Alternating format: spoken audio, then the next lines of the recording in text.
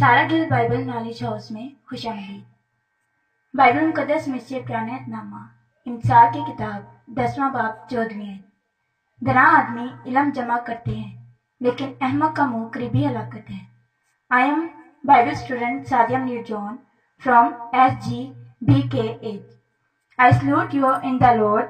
SGBKH का मकसद तालिब इल्म को बाइबल मुकद्दस की तालीम फराहम करना है।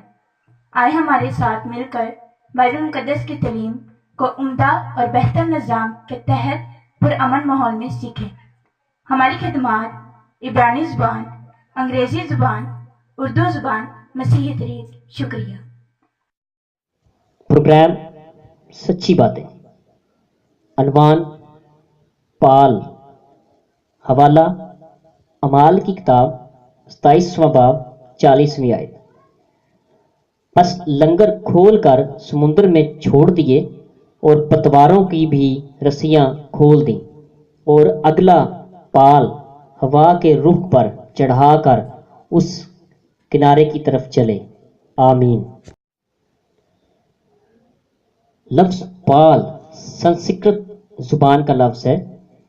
इस लफ्ज़ में कुश्ती या मुकाबले का मफहूम पाया जाता है।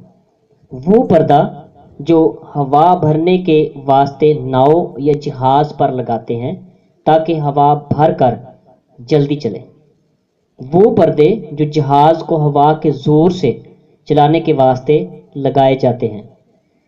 वो पर्दा जो हवा भरने या हवा का रुख बदलने के लिए कश्ती या जहाज़ पर लगाते हैं, इसे बादबान भी कहते हैं। हिंदी ज़ुबान में ये लफ्ज़ इसम, मुज़क्कर और मोनस है। अंग्रेज़ी लफ्ज़ मेन सेल, ये लफ्ज़ एक मरतबा आया है। इब्रानी ज़ुबान में नेस। आमीन।